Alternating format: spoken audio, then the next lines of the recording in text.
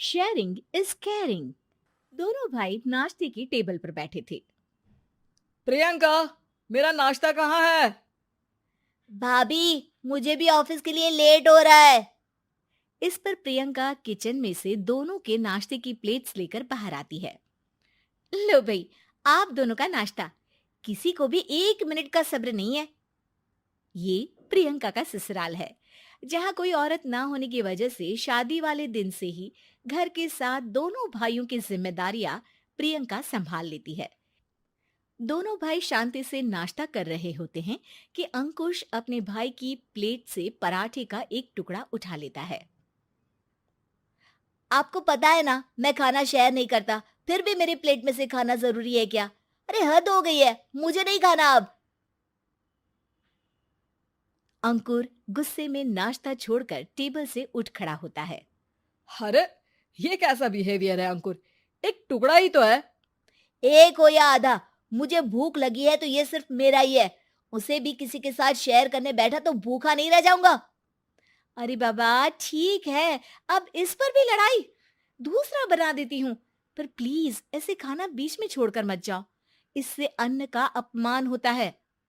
ओ please भाभी, ऐसी कोई चीज होती ही नहीं है। आपके पास पैसे हैं, खरीदो और खाओ। अगर नहीं खाया जाए तो फेंक दो। अरे दुनिया में सब यही करते हैं। अंकुर बैग उठाकर ऑफिस के लिए चला जाता है, जिसके पीछे उसका बड़ा भाई मायूस सा घर में खड़ा रह जाता है।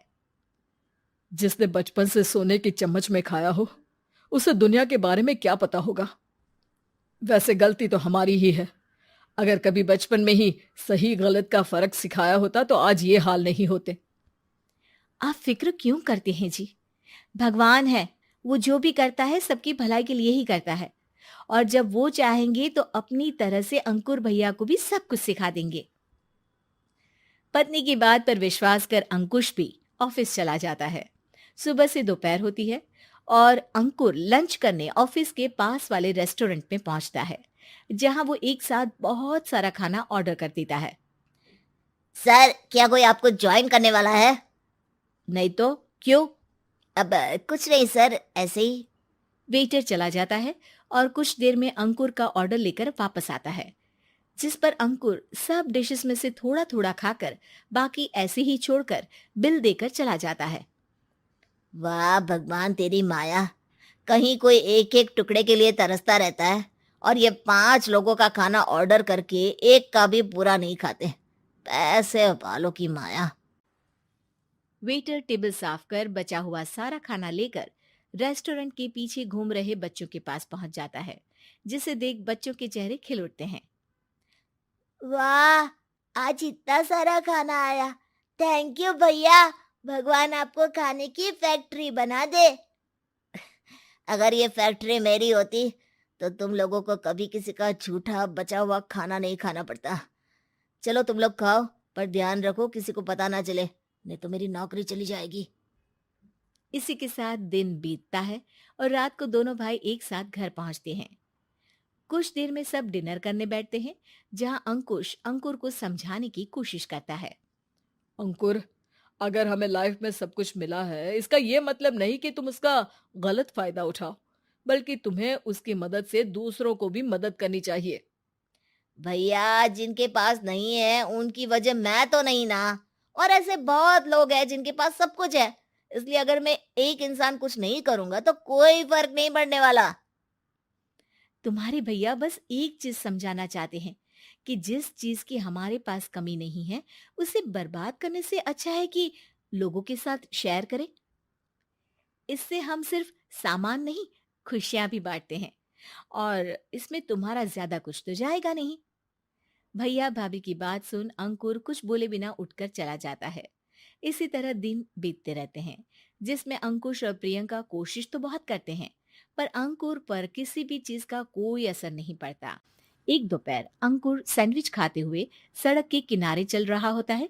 तभी उसकी नजर आइसक्रीम वाले पर पड़ती है और वो सैंडविच सड़क किनारे फेंक आइसक्रीम खरीदने पहुंच जाता है। अब इसे कहते हैं जिंदगी का सुख। जैसे ही अंकुर आइसक्रीम लेकर पीछे मुड़ता है, तो एक आदमी को सड़क से वही सैंडविच उठाते हुए देखता है। वो आदमी बहुत कमजोर, गरीब, जैसे बहुत दिनों से खाना ना खाया हो वैसा लग रहा था। अंकुर उसके पास जाकर खड़ा हो जाता है। उसे देखकर आदमी सैंडविच अंकुर की तरफ कर देता है। आपको भी खाना है क्या? क्या हम इसे आधा आधा कर ले? मुझे बहुत भूख लगी है। वो मेरा ही झूठा सैंडविच है। तुम दूसरा खरीद कर क्यों नहीं खा लेते? इसे क्यों खा रहे हो? अरे भैया, अगर खरीदने के पैसे होते तो 4 दिन से भूखा नहीं घूम रहा होता। हैं? क्या? तुमने 4 दिन से कुछ नहीं खाया, फिर भी इस आधे सैंडविच को मेरे साथ बांटने के लिए तैयार हो गए? क्यों? अरे भैया, पैसा नहीं है तो क्या हुआ, इंसानियत आज भी उतनी महंगी नहीं हुई, और ना ही उस पर अमीर गरीब का टैग लगा है जो हम उसे रख ना सके। पर अफसोस, आजकल लोगों के अंदर पोषण, खून या विटामिन से ज्यादा इंसानियत की कमी होने लगी है। आदमी की बातों से अंकुर को समझ में आ जाता है कि वो आज तक कितना गलत काम करता आ रहा था। इसके बाद से वो अपनी किसी के साथ शेयर नहीं करने और खाने को बर्बाद करने वाली आदत को छोड़ देता है।